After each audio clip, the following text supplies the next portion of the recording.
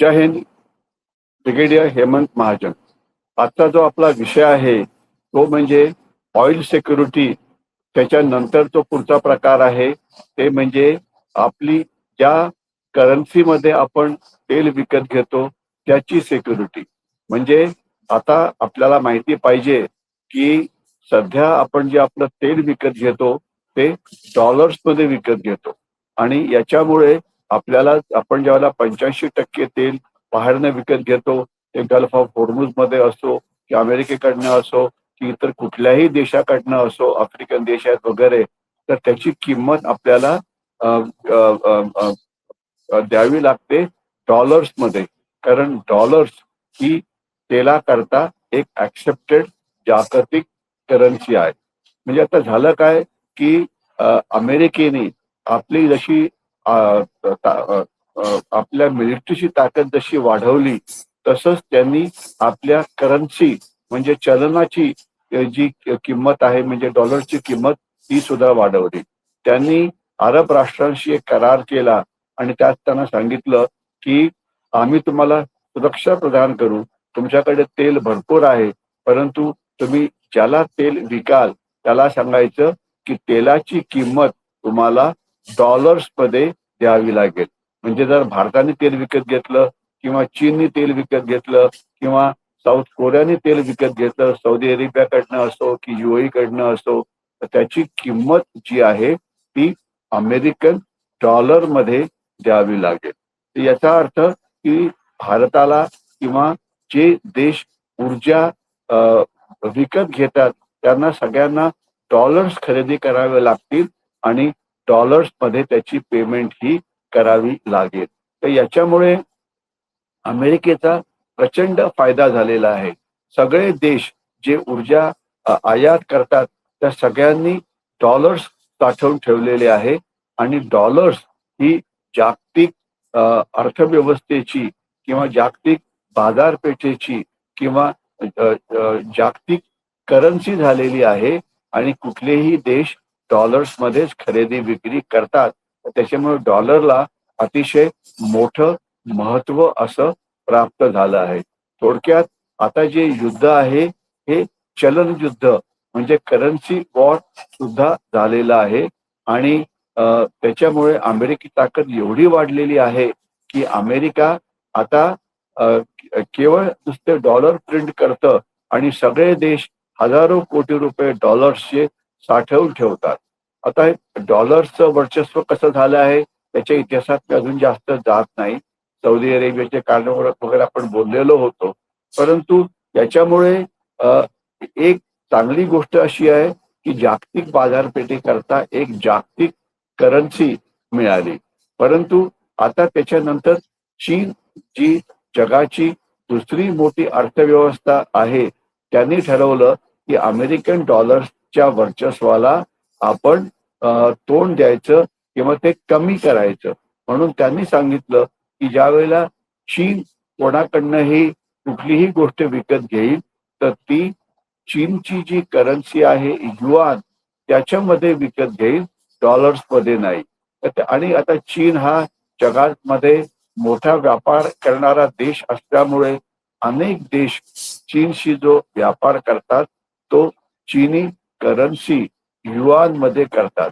तर त्याच्यामुळे डॉलर्सची जी ताकद आहे त्याला काही प्रमाणामध्ये त्याला आता त्याचं वर्चस्व जे आहे ते कमी झालेलं आहे आणि चीननी युआनचा वापर जागतिक बाजारपेठेमध्ये मोठा करण्याचं ठरवलं आहे. म्हणजे आता उदाहरणार्थ आपण आता इराणकडनं तेल विकत घेतो आहे. इराण म्हणतं की या तेलाची किंमत तुम्हाला डॉलर नाही, तुम्हाला चीनी करन्सी म्हणजे युआन मध्ये द्यावी लागेल. अर्थात डॉलर आणि युआन यांच्यामध्ये जी स्पर्धा चालू आहे त्याच्यामध्ये सध्या डॉलर हा खूपच पुढे आहे. कारण डॉलर हे म्हणजे डॉलर्सची जी अर्थव्यवस्था आहे ती अतिशय ट्रान्सपरंट आहे. डॉलर्सची विक्री आणि खरेदी अत्यंत सोपी आहे आणि त्याला अमेरिकेचं मोठं पाठबळ आहे वेगवेगळ्या प्रकारचं.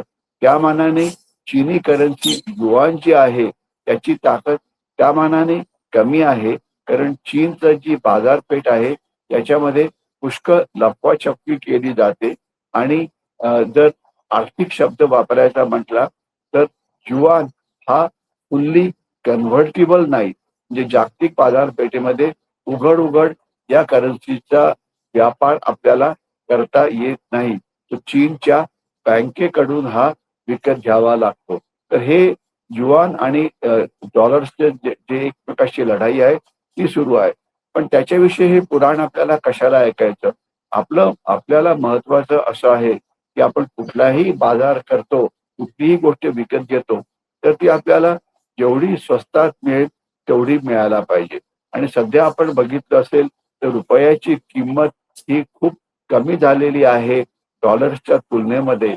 याचं की जे डॉलर्स आहे त्याचं किंमत जागतिक बाजारपेठेमध्ये वाढलेली आहे, कारण सगळे देश किंवा मोठ्या आर्थिक संस्था आता अमेरिकेमध्ये मोठ्या प्रमाणामध्ये गुंतवणूक करत आहेत.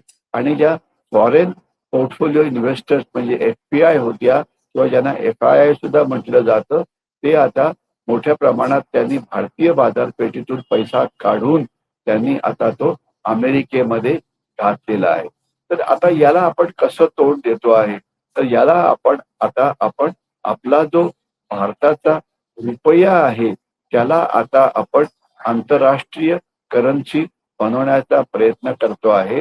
म्हणजे आपण बाहेरच्या देशांशी व्यापार जर रुपयामध्ये केला तर डॉलरची किंमत खालती वरती होणं याचा आपल्यावरती परिणाम होणार नाही. तर आता आपण रुपयामध्ये जे म्हणजे जे आर्थिक व्यवहार करतो आहे ते शेजारचे देश म्हणजे भूतान आहे, नेपाळ आहे, श्रीलंका आहे, ज्यांच्याशी तर करतो आहे. त्याच्याशिवाय UAE म्हणजे युनायटेड अरब एमिरेट यांच्याशी पण करतो आहे.